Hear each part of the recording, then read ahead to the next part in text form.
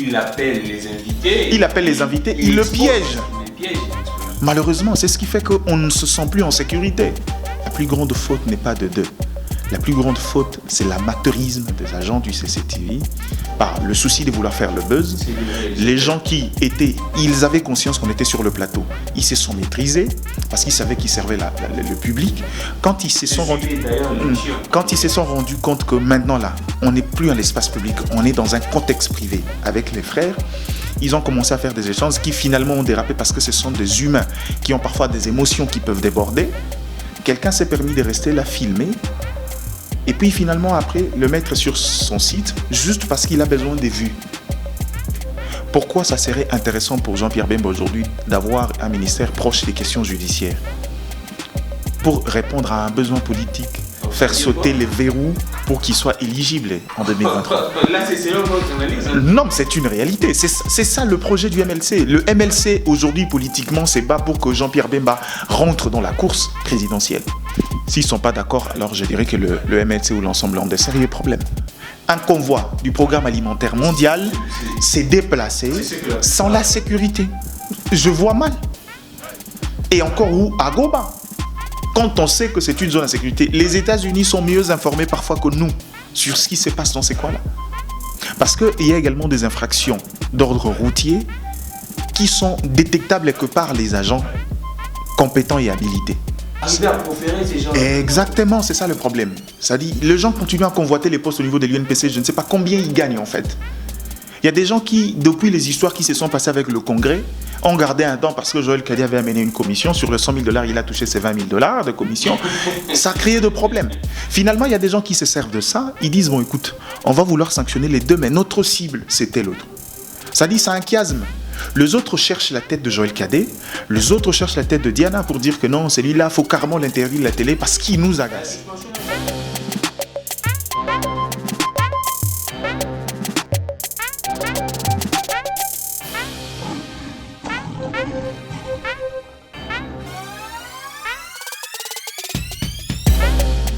27 février 2021, grand plaisir de vous retrouver. Nous sommes avec Dodi. Je me suis déplacé pour visiter une personne très particulière pour moi, un grand journaliste que vous connaissiez très bien. Il s'agit là de Mike Gardi Diana, autrement appelé Anelka. Je me demande si c'est son vrai prénom ou bien c'est un surnom, mais je le vois sur Facebook, Anelka Diana. C'est le fils également de ces grands journalistes que vous admirez tant. Notre papa Joachim Diane. Avec lui, nous allons échanger sur l'actualité. Il y a beaucoup d'actualités. Le gouvernement Sama Lukonde, apparemment, les partages des portefeuilles divisent.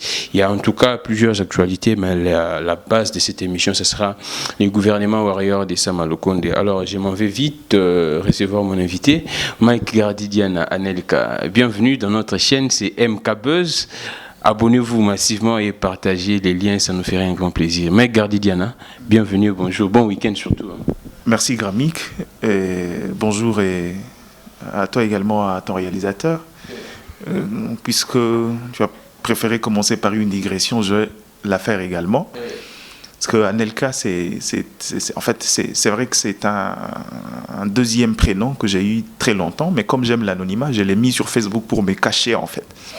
Mais malheureusement, les gens ont fini par me découvrir, donc je veux changer encore de nom. Et pourquoi Anelka? Les noms des joueurs ou bien... Non, c'est comme je dis, c'est un deuxième prénom qui m'a été donné il y a longtemps, depuis l'enfance. Bon, écoutez, ma mère souvent avait l'habitude de m'appeler comme ça. C'est ma mère qui avait l'habitude de m'appeler comme ça, mais je sais également que c'est un nom venu brusquement parce qu'à l'époque, j'aimais beaucoup le football. Même si j'aurais préféré me faire appeler Ronaldinho, mais bon voilà, on ne choisit pas le nom que les gens vous donnent, mais c'est vrai que c'est un surnom très aimé d'ailleurs chez moi à la maison, particulièrement par ma mère, et c'est comme ça que je l'ai gardé. Mais Gardi Diana, on y va tout droit au but. L'actualité est immense, mais plus spécifiquement, nous allons parler de la formation de ces gouvernements warriors. Les partages des portefeuilles divisent. On a tous suivi l'honorable Eliezer Tamboué, l'honorable Fabrice Pouella, qui disent clairement qu'on doit tenir compte des gens qui ont favorisé la chute du bureau Mabunda. Quelle est votre lecture sur tout ce qui se passe? Apparemment, les politiciens congolais ne restent que dans leur dynamique des partages des postes, sinon rien ne va marcher. Gramic, la question du partage de postes est une dynamique politique. En politique, il y a ce que vous appelez généralement le poste, et moi je l'appelle les responsabilités. Le chef de l'État a pris la résolution de pouvoir changer de paradigme politique, s'est dissocié de l'ancien régime après 18 ans de règne. C'est vrai, au départ, ils ont voulu aller dans une coalition qui n'a pas marché, et après, il a décidé de prendre une autre direction, ça c'est sûr. Mais dans cette dynamique-là, il avait besoin des accompagnateurs parce que seul, il ne pouvait pas faire face justement à cette autre famille politique qui, du reste, sur le plan institutionnel, régorgeait l'une des plus grandes forces en termes institutionnels, c'est-à-dire la majorité parlementaire dans les deux chambres, mais également dans les assemblées provinciales au niveau de 25 sur 26 provinces. Donc vous comprenez que c'était une dynamique politique d'abord, et après, maintenant, il fallait que chacun sache quel est le rôle qu'il joue dans cette union sacrée. C'est là qu'on revient sur le problème, et l'épineux problème que j'ai toujours soulevé depuis toujours, c'est que le chef de l'État est vite fait de pouvoir donner un contenu clair à ça. C'est-à-dire la plupart de... Donc il n'y a pas un contenu clair. Non, en fait, le contenu est là, c'est que le contenu, c'est vouloir le changement de la République. C'est très générique. Quand on connaît la culture politique, cette culture où les gens prennent les responsabilités politiques pour de promotion personnelle, il était important de pouvoir définir et établir les limites. Mais au-delà de ça également, c'est-à-dire cette ouverture sans limite, on risquait d'avoir un pléthore de gens et que quand viendra le moment de distribuer les rôles à tout un chacun, ça sera difficile de pouvoir maîtriser. Par exemple, pourquoi limiter alors? Oui, mais limiter parce que éviter justement ces genres de frustration. L'une des raisons, les gens ne le savent pas, l'une des raisons qui a fait que le FCC soit fragile dans ses pieds et que lorsque la vague ou la tempête a frappé, que cela s'écroule, c'est justement ces questions de frustration. Il y a un nombre pléthorique d'acteurs, finalement, il y a de gens qui, généralement, les oubliés comme on les appelle, ou si vous voulez les frustrer, qui finalement finissent par s'agacer, prendre la tangente. Donc on risque de tomber dans les mêmes histoires où on est parti... Oui, justement ça, parce que vous avez cité Eliezer Tamboué. Quand Eliezer Tamboué dit qu'il faut... Il a dit de manière claire, il faut privilégier également... Je crois que les députés qui ont occasionné la chute du bureau Mabunda sont négligés. Pourtant, moi j'estime que faire partie ou pas du gouvernement n'est pas synonyme de négligence ou de considération. Parce qu'il y a une part de choses. Vous avez décidé de faire tomber un pouvoir, oui. Maintenant, il faut aller dans les questions un peu plus techniques. J'aime dire aux gens, l'élément qui a fait que le FCC, le cash se divise, c'est généralement sur les questions de gouvernance. Ils ne se sont pas mis d'accord sur les questions de gouvernance. Et au-delà de ces questions de gouvernance, c'est-à-dire dans les ficelles politiques, chacun a essayé de pouvoir jouer sur une corde qui mettait mal à l'aise l'autre. On peut continuer dans la dynamique politique, mais après avoir perdu 2 ans, il était important qu'on mette en place une équipe de technocrates, des gens capables en un rien de temps de pouvoir répondre aux vrais besoins de Congolais. Vous, les politiques, vous avez déjà été servis. Vous avez vos émoluments, vous avez été élu, vous avez fait votre part en tant qu'acteur politique, vous êtes rentré dans l'histoire. Maintenant, le reste de temps, permettez au chef de l'État et l'équipe qui viendra de pouvoir toucher à cette population qui vous a observé de loin pendant cette bataille, mais qui a également assisté à cette bataille-là. La grande question se pose, où trouvera-t-on ces technocrates? Oui, mais dans chaque formation politique, c'est toujours selon le quota. Et comme je l'ai dit, on est en politique, on parle de rôle. Il ne faudra pas aujourd'hui qu'on se dise, bon, écoute, je suis Eliezer Tamboué. Oui, mais Eliezer Tamboué en tant que député. Le pouvoir législatif est un pouvoir collectif. Il fait partie de quel groupe? Identifiez-vous à votre groupe et dans votre groupe, identifiez les gens capables de pouvoir répondre aux besoins. C'est ça la vraie politique. Et on doit aller puiser dans des universités ou bien des mêmes personnes que la population est en train de... On ne peut pas aller puiser forcément dans les universités parce que aujourd'hui, dans la société congolaise, on s'est rendu compte qu'il y a chevauchement. La science et la politique vivent ensemble alors qu'ailleurs, c'est séparé. Aujourd'hui, il n'y a pas de distinction entre la science et la politique. La plupart des gens qui sont députés sont professeurs d'université. La plupart des gens qui sont ministres sont professeurs d'université. Voyez, il n'y a pas de distinction exacte entre la science et la politique. Seulement, cette distinction, on demande qu'on la mette dans l'exercice du pouvoir. On peut aujourd'hui être professeur et député, oui, mais la question c'est que quand vient des questions techniques, il faudra qu'on sente que c'est lui qui agit. C'est pas simplement un politique, mais c'est plutôt quelqu'un qui maîtrise, un expert, quelqu'un qui a la connaissance, mais également l'expertise dans ce qu'il fait. Donc, ici, s'il faut aller dans des manières individuelles, parce que je suis tel, parce que je suis Eliezer, parce que je suis, je sais pas moi, Jean-Pierre Liaou, parce que je suis autre, on satisfera personne. Ils sont combien? Près de 500. Mais il y a une inquiétude quand nous faisons une liaison entre les propos d'Eliezer Tamboué et celui de Jean-Marc Kabound. Jean-Marc Kabound dit ceci, c'est les transfuges du FCC qui ont permis à ce que nous puissions arriver à l'Union Sacrée, à la chute du bureau Mabunda. Et Eliezer dit ceci, on doit privilégier les députés qui ont fait en sorte que le bureau Mabunda puisse tomber. Donc on doit recourir au même cacique d'hier du FCC ou comment? Vous savez, en politique, il y a un problème. Parce que le renouvellement de la classe politique n'est pas un élément abstrait qui vient d'un seul coup. Parce que le chef de l'État était obligé de composer avec les mêmes personnes. C'est-à-dire, cette dynamique du renouvellement de la classe politique se fera au fur et à mesure. Notamment, par exemple, dans ces questions de gouvernement, aller puiser des gens qui n'ont pas passé beaucoup trop de temps dans des questions politiques, mais des gens qui ont une certaine expertise, identifiés au niveau des formations politiques, mais qui ont de l'expérience. C'est-à-dire des gens qui ne sont pas salis dans des questions politiques.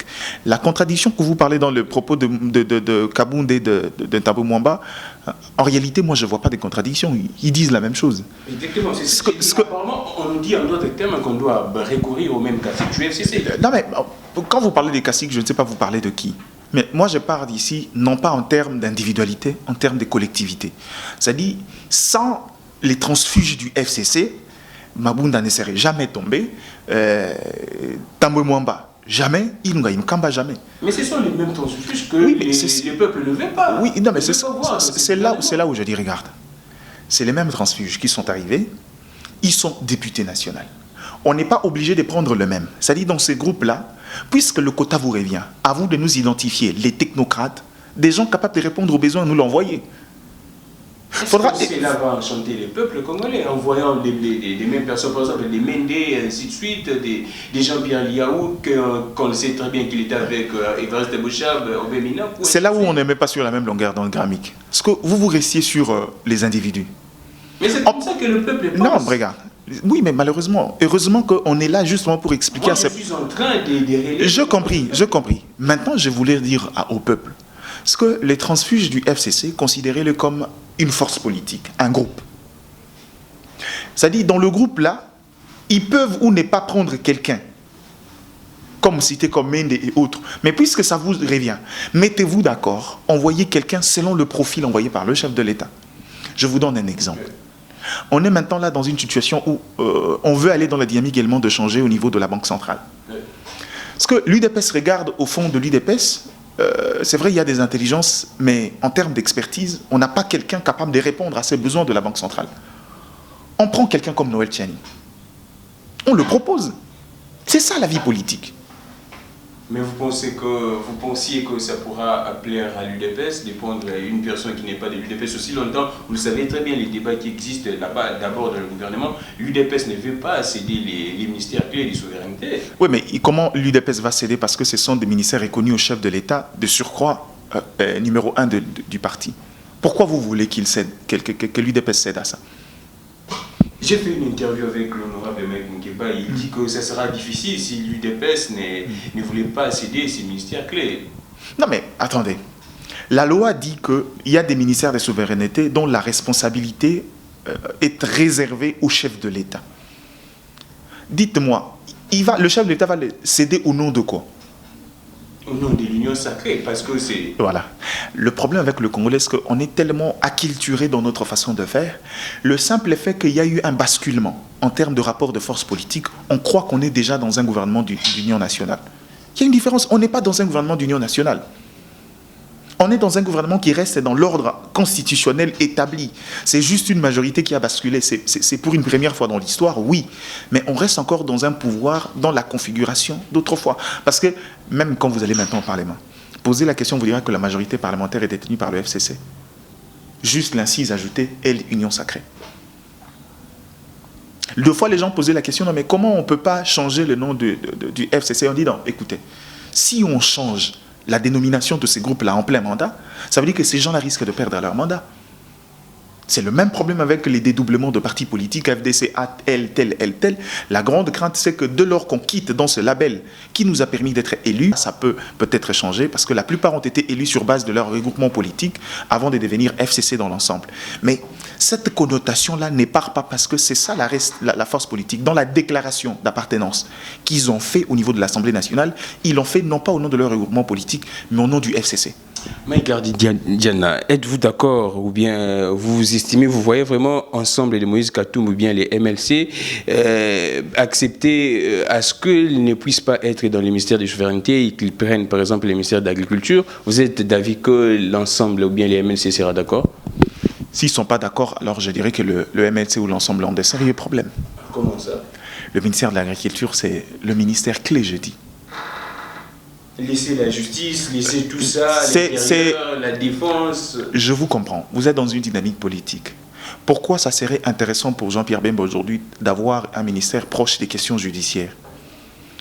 Pour répondre à un besoin politique, faire sauter les verrous pour qu'il soit éligible en 2023. Là, c'est selon votre analyse. Hein. Non, mais c'est une réalité. C'est ça le projet du MLC. Le MLC, aujourd'hui, politiquement, c'est pas pour que Jean-Pierre Bemba rentre dans la course présidentielle. Ça, c'est pas à cacher. C'est pas caché. C'est-à-dire, s'il est dans des ministères proches de questions du secteur judiciaire, je crois que ça fera l'affaire. Mais la question ici, c'est que le problème n'est pas dans les ministères de souveraineté. Les ministères de souveraineté sont reconnus dans la loi constitutionnellement au chef de l'État. Et il y a des ministères où il a la possibilité de pouvoir concéder. Prenons ce qu'il y a. Le plus important, c'est aujourd'hui d'être en phase avec lui, en phase avec le peuple congolais pour pouvoir répondre aux vrais besoins. Alors, aujourd'hui, je crois que si on vous donne, même si on va aller dans la dynamique de Congolais, on cherche des ministères où il y a de l'argent. Le ministère de l'Agriculture est le socle du développement congolais.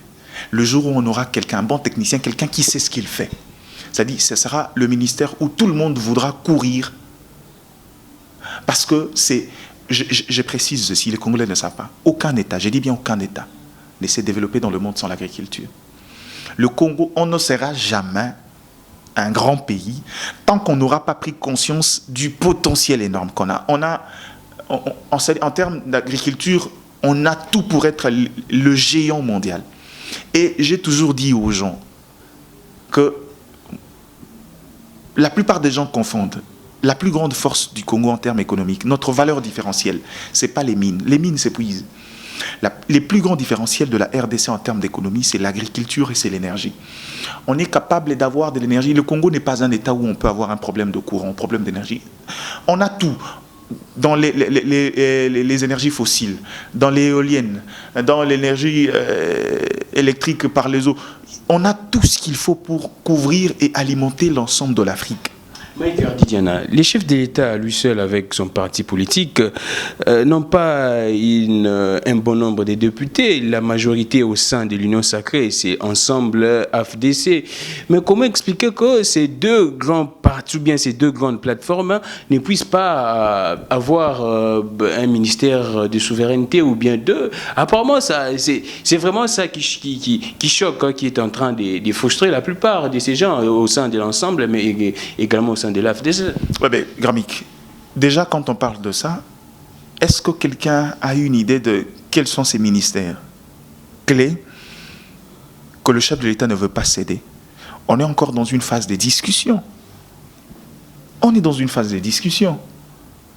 Si Ensemble ou encore MLC n'était pas d'accord avec le chef de l'État, on l'aurait senti dans leurs actes politiques. Va au Sénat, on vous dira que les deux alliés se battent pour le poste de premier vice-président.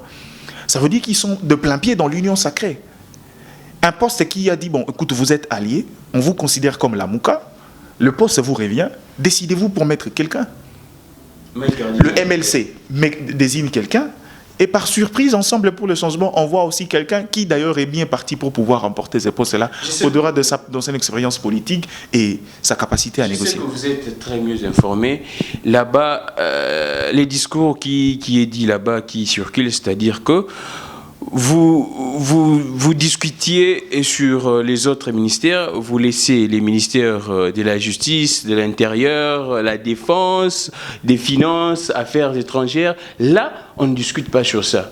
Vous discutez sur la pêche, ainsi de suite, les autres ministères, mais les ministères clés ne touchez pas. Ça, c'est le domaine privé du chef de l'État. C'est ça qui frustre un peu les autres camps.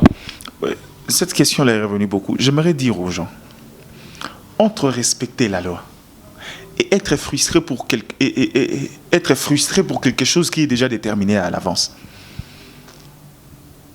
pourquoi on continue à s'enfoncer? Et moi, selon les informations que j'ai, c'est vrai qu'il y a des ministères qui restaient de droit au chef de l'État et qu'il a refusé de transiger parce que ce sont des secteurs qui lui permettent d'être au cœur, de pouvoir appliquer une politique, de pouvoir obtenir les résultats. Mais il y a beaucoup de ministères où il a décidé de consentir avec les autres.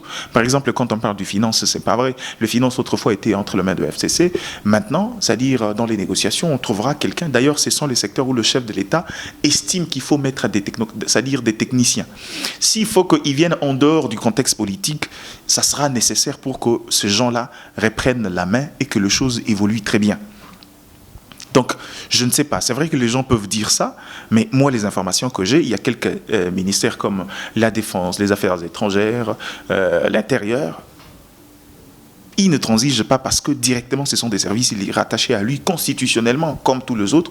Mais pour les autres, il a décidé de faire des concessions avec les autres. Donc, on est encore dans la phase de négociation. Attendons voir. Mais je crois que s'il y avait des gens qui étaient mécontents dans les négociations, vous aurez vu, Moïse Katumbi s'est retiré, vous aurez vu le MLC s'est retiré, ils ne se sont pas retirés, donc ils sont là. Bati Lukwebo d'ailleurs a eu le Sénat qu'il a toujours voulu. D'ailleurs, je rappelle que c'est pour ça qu'il a quitté le FCC, parce qu'il convoitait ces postes-là et qu'on a donné à quelqu'un qu'il estimait qui était politiquement faible et collé. Pour ses convictions, mais c'est pour un poste. Non, mais c'est ça, question de conviction. Les convictions, c'est aussi savoir dire aux gens qu'au regard de principe, normalement, c'est moi qui mérite ce rôle-là. Quand on le donne à quelqu'un en termes de principes qui est faible par rapport à moi, ça ne passe pas. C'est ça le principe. Faudra pas, écoutez, on est dans un terrain politique, il ne faudra pas faire croire aux Congolais que la politique, c'est justement la religion. Même dans la religion, il y a souvent de coups bas. On est en politique, un politique vient... Quel serait l'intérêt d'un politique de pouvoir soutenir quelqu'un? Aujourd'hui, avec autant d'enjeux qu'il y a, le chef de l'État va y aller, et puis pas encore il y a un échec, on partage les bilans, mais on n'a pas pris part à cette politique-là. Puisqu'aujourd'hui, il faut reconnaître que les résultats de 2023 sera partagé entre le chef de l'État et ses alliés. Le FCC prendra, avec le chef de l'État, les années précédentes, et les autres alliés, MLC, Ensemble pour le changement, AFDC alliés, et tous les autres partageront le bilan du chef de l'État. Alors, comment voulez-vous que nous partagions le bilan sans que nous prenions un rôle dans le gouvernement? C'est ça le grand problème. Mike Gardidiana, on prend un autre sujet. Bon, avant de finir ça, une question. Vous estimez que Sama Lukonde serait à la hauteur de ses tâches, de ses nouveaux gouvernants? Bon, écoutez, si c'était une question... Si jeune... Oui, s'il fallait rester simplement sur les questions techniques, je crois qu'il est largement parti pour pouvoir réussir. Mais le fait qu'on est dans un contexte politique, il y a autant de pesanteurs, c'est là où il faut émettre un peu de doute. Mais bon, en fait, pas de doute, de réserve. Ce qui est sûr, c'est que sur papier, Sama Lukonde a tout ce qu'il faut pour pouvoir permettre à la RDC de faire un bon rebond, pour pouvoir répondre à un équilibre dans les différents secteurs de la vie. C'est comme je l'ai dit, le chef de l'État a répondu à notre préoccupation. On voulait que ça soit un technocrate, quelqu'un qui maîtrise le méandre du monde des affaires, le secteur économique qui est le capital productif pour pouvoir aller dans des autres politiques de développement, pour aller dans la politique de la sécurité, de la défense, du développement social.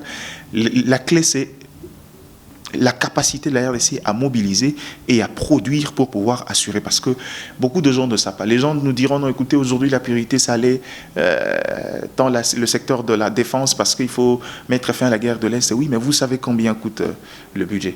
Posez la question aujourd'hui dans le monde. Dernièrement, il y a eu le dernier rapport, c'est-à-dire les États-Unis restent en tête. On dépense plus de 12 milliards de dollars dans le budget pour la défense seulement. Mais est-ce que les États-Unis ont eu une guerre classique sur son sol? Non, même pas une guerre asymétrique.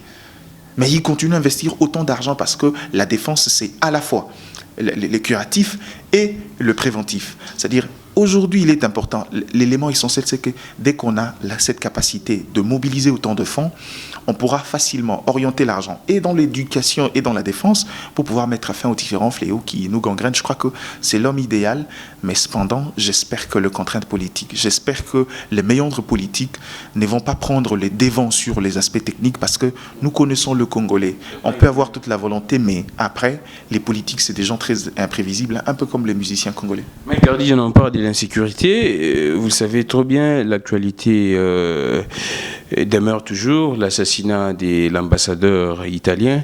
Et depuis hier, on voit sur Kilé, il y a un élément nouveau dans ces dossiers, que l'ambassadeur avait réellement informé, ou bien l'ambassade d'Italie avait informé notre gouvernement par entremise les ministères des Affaires étrangères. Alors, quelle est votre analyse? Nous voyons aussi également les ministères de l'Intérieur qui dit clairement que non, c'est les FDLR qui ont occasionné la mort, qui ont attaqué cet ambassadeur. On voit les FDLR réagir. Ils disent clairement que non, ce ne sont pas eux, et puis ainsi de suite. On voit, apparemment, il y a beaucoup d'ambiguïté au sein même de ces ministères de l'Intérieur. On voit les directeurs de cabinet. Il y a beaucoup d'histoires qui se passent là-bas. Quelle est votre lecture sur tout ce qui se passe? Bon, merci pour cette question. La question est une question très délicate actuellement. Pourquoi? Parce que d'abord, on est bantou. Le principe exige que nous soyons très compatissants à l'âme de la personne qui est partie, surtout que c'est un représentant d'un État comme l'Italie, une grande nation, surtout partenaire de la RDC. Et quand je parle de l'Italie, en tant que partenaire, il faudra comprendre que, dès par l'Église catholique, c'est un associé, un partenaire indissociable, et surtout dans les secteurs de l'éducation. Mais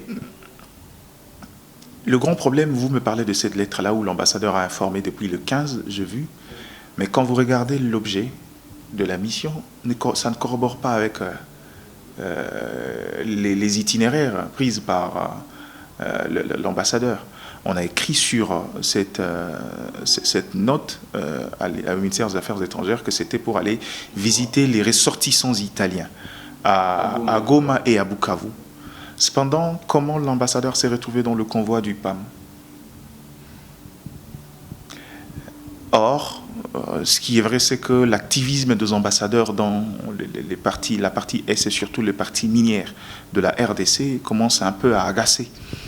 Et c'est vrai que Antonio et Luca et les États-Unis qui est très actif dans ces histoires-là, dont certaines photos et images circulent déjà.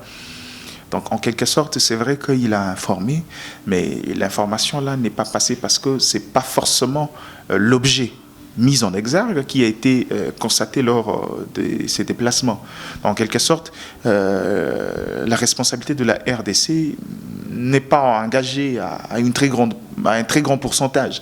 Parce que généralement, on peut sécuriser un ambassadeur que dans le contexte, dans les limites des itinéraires établis par son ordre de mission. Donc je crois qu'à ces stades-là, les choses sont un tout petit peu plus claires. Mais ce que je déplore également, c'est la précipitation au niveau du ministère de l'Intérieur. Ce sont des questions où, dans le rapport diplomatique, généralement, l'interface des ambassades ou des consuls, c'est les ministères des Affaires étrangères. Comment on peut comprendre qu'un directeur de cabinet adjoint se permette de faire un communiqué sans en informer le ministre? C'est amateur, ça. Deuxièmement, je ne vois pas comment, la première des fois, ils ont fait un communiqué disant que non, l'ambassadeur, la RDC n'était pas informé. C'était une communication, une mauvaise communication. Même la ministre des Affaires étrangères, dans sa première communication, dit que la RDC n'était pas informée.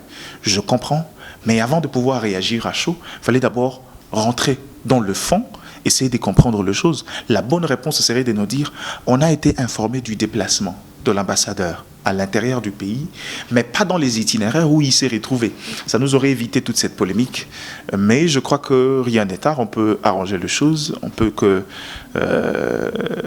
souhaiter paix à l'âme de l'ambassadeur, mais maintenant je crois que la situation est un peu plus compliquée. Parce que dans les dernières enquêtes, selon les dernières informations, il y aurait un membre du FARDC qui serait à la base de cette attaque et que ce dernier serait déjà acheminé à Kinshasa. Si c'est le cas, c'est alors qu'on rentrera dans le contexte d'un complot, mais pas l'État, parce qu'il vous souviendrez, même dans des situations de l'Est, il y a souvent des militaires récidivistes et parfois qui ont décidé de prendre l'axe du mal.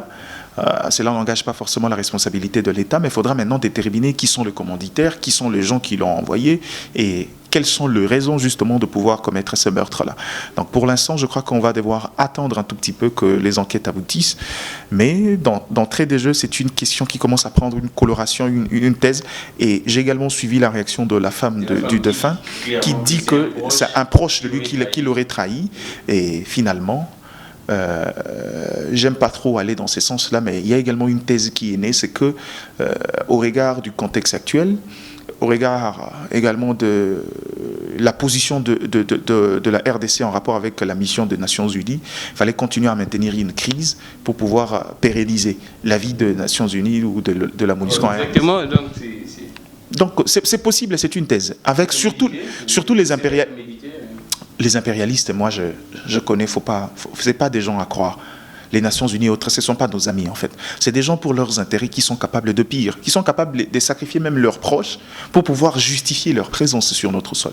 Donc cette thèse-là peut prendre un sens si jamais il s'avère vrai et que dans les aveux de ces militaires congolais, il y a eu cette situation et qu'également cette thèse-là corrobore avec la position donnée par sa femme et que ce dernier aurait été trahi, son itinéraire aurait été donné par un de ses proches. Ça veut dire qu'il y aura théorie du complot, mais dans ce complot-là, je ne vois aucun intérêt pour la RDC de pouvoir aller dans le sens d'abattre un ambassadeur. Je crois que dans ces thèses-là, il y aura généralement les tireurs de ficelles, des gens qui, en tout cas, auraient tout intérêt à voir la RDC dans cette situation chaotique, notamment pour les Nations Unies, dans le contexte de pouvoir alerter le monde de la situation très désolante en RDC, pour pouvoir justifier leur présence en RDC. Comment expliquer que l'ambassade d'Italie informe notre gouvernement, et si, comme ça se passe, on met une sécurité à sa disposition, mais et que l'ambassadeur change d'itinéraire, la sécurité n'informe pas aux autorités compétentes que non, l'ambassadeur a changé d'itinéraire. Comment expliquer cela ?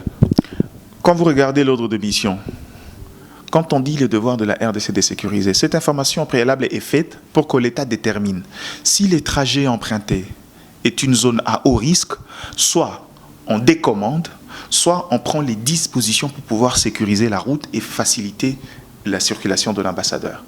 Dans les cas contraires, c'est prendre connaissance, mais les services d'intelligence, généralement, c'est du départ jusqu'à l'accueil.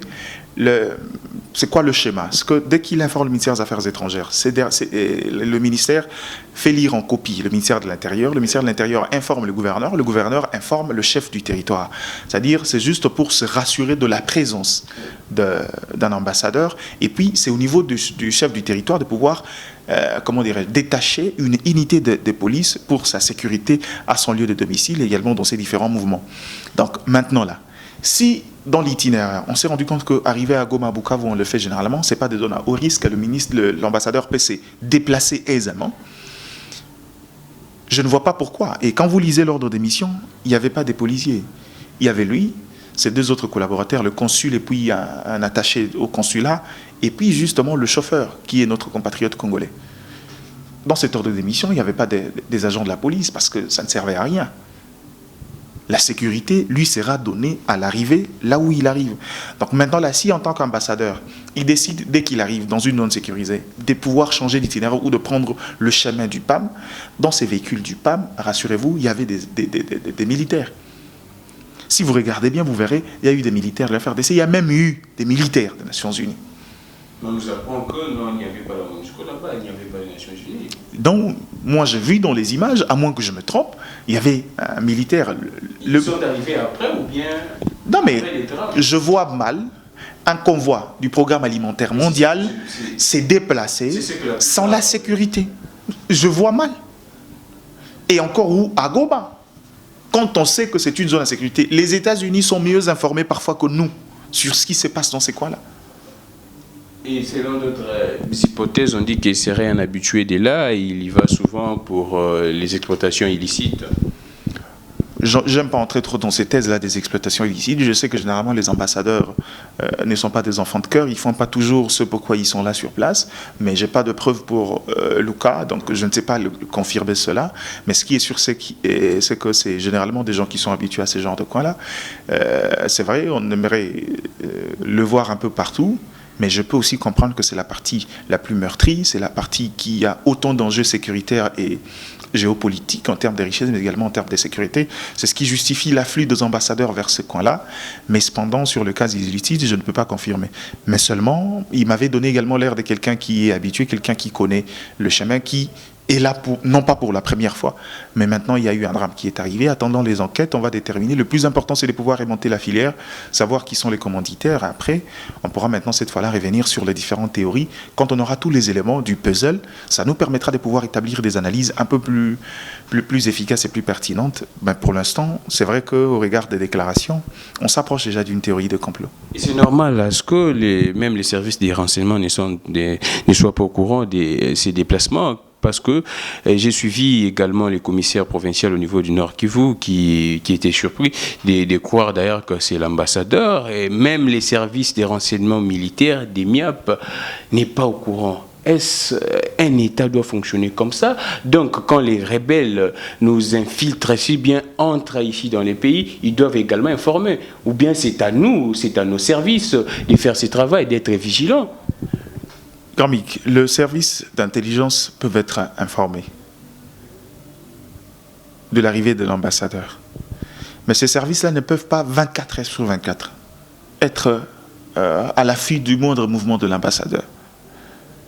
Aujourd'hui, puisque l'homme est décédé, et son chauffeur également, qui peut nous dire si jamais l'ambassadeur n'avait pas eu l'avis des agents de sécurité qui l'accompagnaient et que la route était très dangereuse, il ne fallait pas l'emprunter?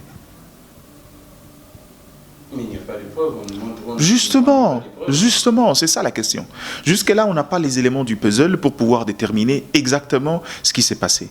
Parce que je sais également que le service de renseignement, quand il s'agit de corps diplomatiques comme ça, ils ont un avis à donner.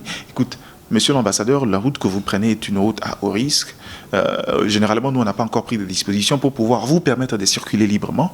On préfère soit retarder votre voyage, soit changer d'itinéraire. Il peut ou ne pas obtempérer. Il peut ou ne pas obtempérer au regard de ses agendas. Dans ces cas-là, l'État congolais doit prendre le soin de pouvoir notifier à l'État qu'il a engagé et que de décliner toute responsabilité au cas où un problème serait arrivé. Et si après les enquêtes, ça s'établissait clairement que ça serait un complot, et quelles seraient les conséquences sur le plan diplomatique? Oui, les conséquences dépendra le complot vient d'où? Si ça a un complot interne entre le sujet congolais, c'est là, ça mettra le pays dans l'embarras. Ça risque d'engendrer une crise diplomatique, un conflit diplomatique avec l'Italie, ce qui ne serait pas bon pour nous, mais également pour les autres États de la sous-région. Mais je crois qu'il y a également possibilité que si jamais le complot est au niveau supérieur, par exemple, j'ai dit des Occidentaux eux-mêmes, là, ça va nous réconforter dans notre position pour dire que depuis toujours, on est en train de crier ici et que les gens qui prétendent venir nous aider jouent au double jeu. C'est des gens qui soufflent le matin, mais la nuit, ils continuent à nous mettre des épines dans le dos. Moi, je suis toujours de ceux qui estiment que l'apport de la communauté internationale, c'est que le Congolais, on est beaucoup trop naïf pour pouvoir croire tout bonnement à ces gens-là. C'est des gens qui viennent pour les intérêts de leur pays. Exclusivement, ils ne sont pas là pour les intérêts de la RDC. Ils sont là pour les intérêts de leur République. Mais maintenant, si dans les intérêts, ils se rendent compte qu'il y a certaines faiblesses, ils en profitent pour pouvoir se renflouer les poches. Ça, c'est notre faiblesse à nous. Mais maintenant, je crois qu'il va falloir laisser le temps au temps. Il faudra que les enquêtes aboutissent pour pouvoir déterminer d'où est venu, ou encore quels sont le contexte dans lequel l'ambassadeur est décédé, qui en est l'auteur. Ce n'est qu'après, on saura exactement. Mais si généralement c'est un complot venu des sujets congolais, ça va craindre mal. Merci beaucoup, Mec Gardidi. En attendant à la fin, nous prenons la vidéo de Jean-Marc Abound qui circule. Jean-Marc s'est substitué en roulage. Je ne sais pas si vous aviez vu cette vidéo circuler dans les réseaux sociaux. Il est en train d'interpeller un chauffeur. Je ne sais pas s'il avait... je ne sais pas en tout cas. On voit simplement Jean-Marc Abound interpeller un chauffeur, appeler même les policiers pour qu'ils soient déférés au niveau des autorités compétentes ou bien au niveau là où il doit subir la rigueur de la loi. Selon Jean-Marc Abound, le chauffeur n'a pas respecté les codes de la route et cette manière de se comporter de la part de Jean-Marc Abound, c'est responsable ou bien c'est quoi juste? Je n'ai pas personnellement suivi la vidéo, mais le fait de pouvoir interpeller un chauffeur qui n'a pas respecté, le traduire devant le service compétent n'est pas une faute. C'est d'ailleurs ça la responsabilité. Le devoir de dénoncer, c'est un devoir reconnu à chaque Congolais. Quand vous voyez quelqu'un qui est en dehors de la réglementation, il faut être en mesure d'avoir le courage. La question, c'est de savoir qu'est-ce qu'il a fait et pourquoi. Parce qu'il y a également des infractions d'ordre routier qui sont détectables que par les agents compétents et habilités. Mais il y a parfois des écarts de comportement qui, même un citoyen lambda peut se rendre compte. Est-ce qu'aujourd'hui, on a besoin d'être roulage pour se rendre compte de différentes violations du code de la route que nos chauffeurs font? Généralement, des gens qui continuent à faire embarquer des gens dans le bus en pleine route, ça, c'est pas une question. On n'a pas besoin d'attendre un roulage. C'est vraiment Jean-Marc Abound d'arrêter même les chauffeurs, de dire non, stop-toi, et puis il appelle ses policiers, il dit clairement amenez-les au niveau d'un commissariat, et puis il dit il doit payer ses amendes. Donc il instruit, comme s'il était des services des CNPR, en tout cas de la commission des préventions routières. En fait, c'est comme je dis, je ne sais pas dire à quel niveau Jean-Marc Abound a engagé sa responsabilité, mais le fait de dénoncer n'est pas un problème. Le fait de dénoncer, de dire que celui-là s'est mal comporté, amenez-lui à la justice ou au service compétent pour que ces derniers puissent faire son travail. C'est la différence. Si Jean-Marc Abound, quand vous parlez, bon, il instruit. Bon, peut-être, c'est vrai, de par sa posture en tant qu'autorité, il a demandé aux agents qui étaient à côté de lui, à force ou encore par absence des agents compétents sur le champ, prenez-le, mettez-le à la disposition de la justice. S'il n'a rien fait, là-bas, on pourra le faire. Mais le malheur, c'est que les infractions d'ordre routier se constatent sur la route. Quand on prend un chauffeur pour une infraction qu'il a commise sur la route, et que les gens capables de détecter l'infraction ne sont pas là, et que vous le déférez là-bas avec un témoignage, sous prétexte que non, ce type ici a peut-être brûlé un feu rouge. Je me demande, c'est lui qui est censé juger, c'est lui qui est censé donner la sentence, le jugera en fonction de quoi? De votre témoignage. Les infractions de route se constatent sur la route. Je sais que généralement, ça c'est un point de vue que vous avez. Je peux ne pas me permettre de le dire, mais j'aime pas suppiter. C'est-à-dire, le fait que je n'ai pas vu la vidéo, qui ne me permet pas de voir dans quel contexte, quelle a été l'attitude de Jean-Marc Abound, comment il a dit, quelles sont les déclarations faites devant la personne, de quelle manière la personne a été interpellée, avec violence ou aisément ou calmement. On lui a pris avec beaucoup de respect. Il faut aller devant les tribunaux. Mais je peux aussi dire, à la limite, c'est que parfois, il ne faut pas trop aller engager sa responsabilité dans des choses qui sont exclusivement réservées à un corps de métier. Le faire aujourd'hui, demain, quelqu'un d'autre, Augustin Kabouya voudrait également, il arrive quelque part, il y a un chauffeur pour un petit truc, il dit Kangaï Kendetika à la police. Et comme je dis, les infractions de route se constatent à la route. C'est pourquoi le roulage, sa place, c'est pas au bureau, c'est sur terrain. Parce qu'il y a une différence entre une infraction rapportée et une infraction constatée. Il y a une différence. Donc je crois que peut-être que dès que j'aurais vu la vidéo, j'aurais étudié les différents éléments. Par exemple, même les gestuels, les éléments visuels, me permettra à moi de pouvoir déterminer dans quel contexte cela a été fait, la façon de parler, dans quelle attitude. Clairement, quand vous faites ça, la population va dire que, l'opinion va dire c'est le chef de l'État qui est en train de mal gérer les pays, ainsi de suite. Il indexe même le nom du chef de l'État dedans. Ça risque de prendre la connotation du chantage, mettre le nom du chef de l'État. De l'intimidation et puis... Bon, mais malheureusement, je ne peux pas entrer dans ça dans la mesure où je n'ai pas vu la vidéo. Ça serait qualifier l'infraction avant l'acte. Je sais que tu m'y conduis forcément, mais j'ai pris mes garde-fous. Je vous donnerai la vidéo, mais on finit avec cette vidéo. Mike Gardidiana, selon mes informations, vous étiez d'ailleurs là et vous aviez fustigé ces comportements. La vidéo qui circule. D'abord, avant ça, comment analysez-vous le comportement du journaliste congolais au stade actuel? Le comportement du journaliste. Wow. On dit que les journalistes deviennent de plus en plus des militants, des politiciens, ainsi de suite. Vous savez, dans les questions de journalisme, il y a ce qu'on appelle, il y a différents genres. Il y a également le journalisme, ce qu'on appelle les éditoriales. Les éditorialistes, c'est des gens qui parfois font office de conseil. Des gens qui émettent un point de vue clair sur base des éléments qu'ils ont. Généralement, c'est le travail. Quand on nous voit sur le plateau, en réalité, c'est différent d'un journaliste rapporteur de faits. Et un journaliste, c'est qui vient donner un point de vue sur un sujet, qui vient commenter l'actualité. C'est différent. Dans ces contextes-là, on peut dire des choses qui semblent être prendre la forme ou encore prendre parti pour une formation politique, parce qu'il y a toujours une partie, il y a toujours un camp qui a la vérité et l'autre qui n'est pas dans la vérité.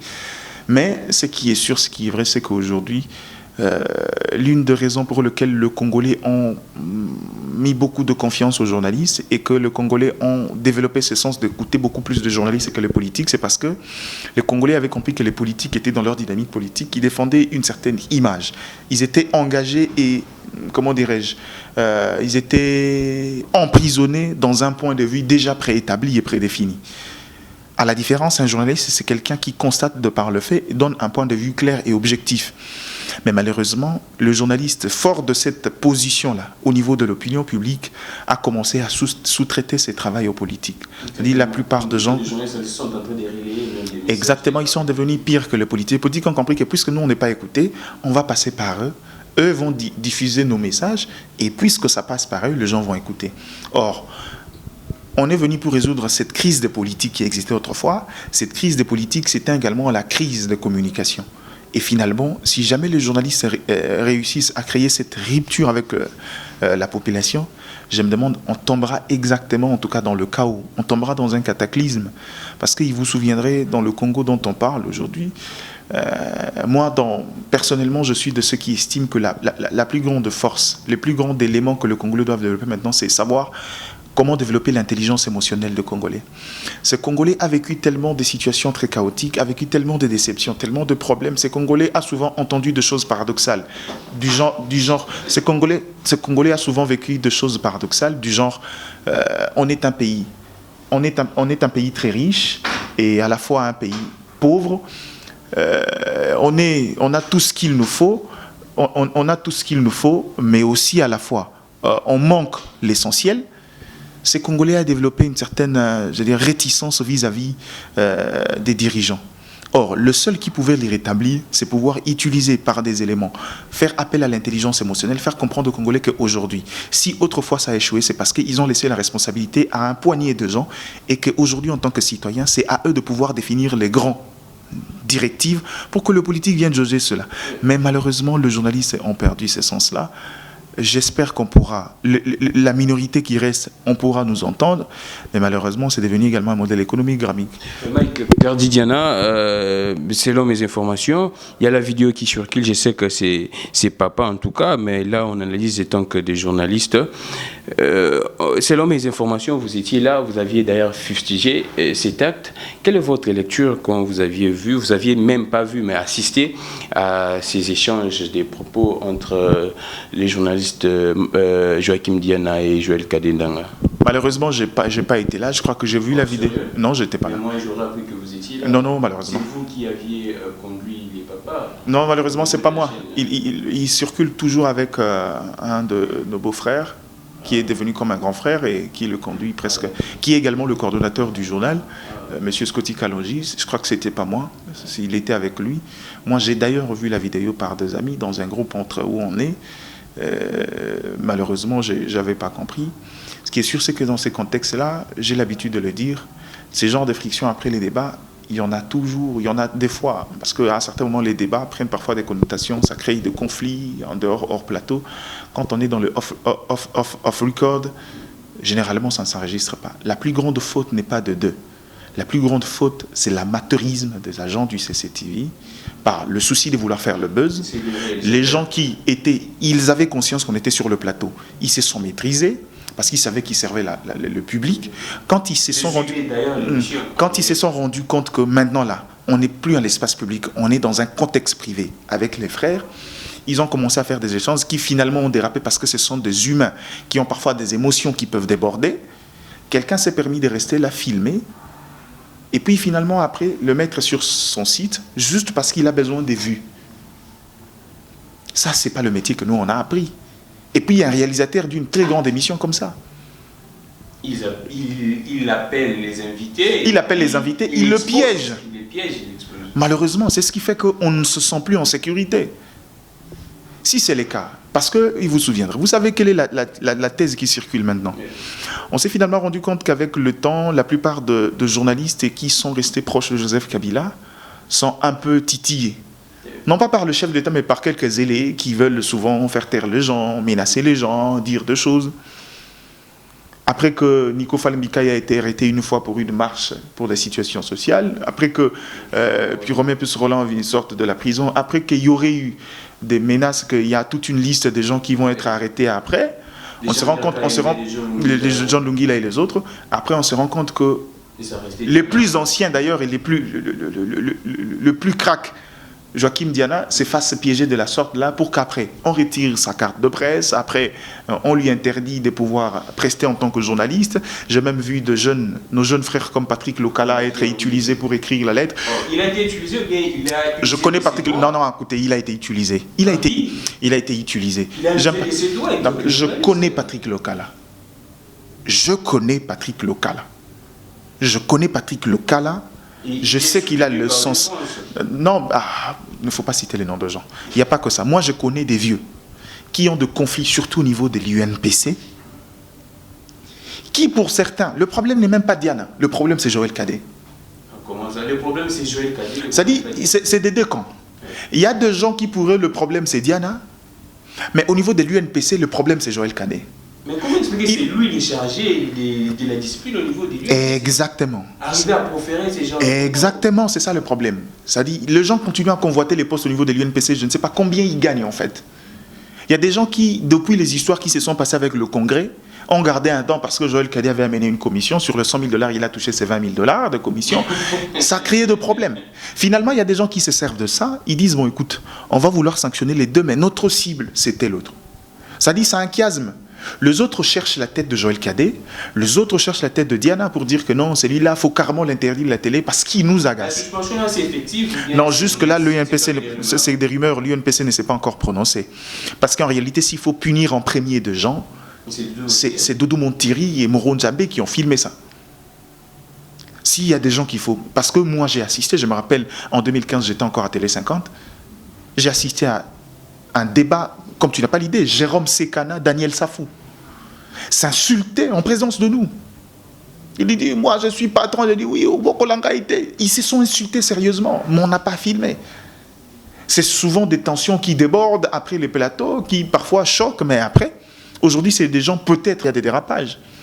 Mais dans un contexte journalistique, à la limite de l'éthique, vous ne cherchez pas le buzz derrière la notoriété, l'image de gens. C'est ça le grand problème.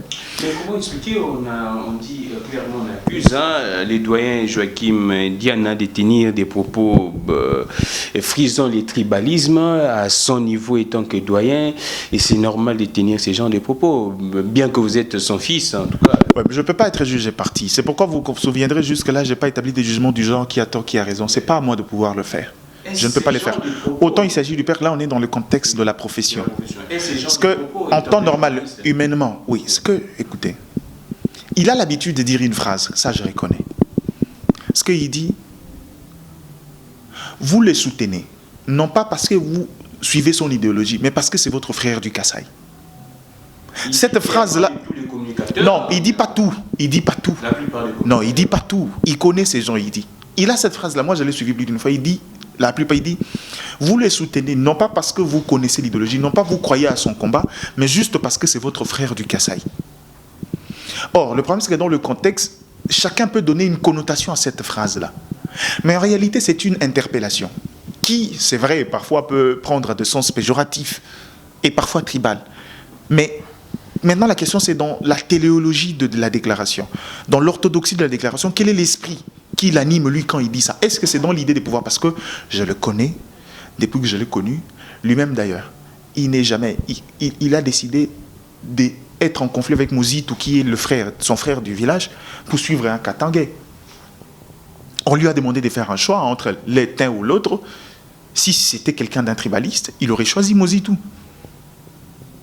Avec Mozitou, on l'a même chassé du bureau, dans le local où il était chez Mozitou.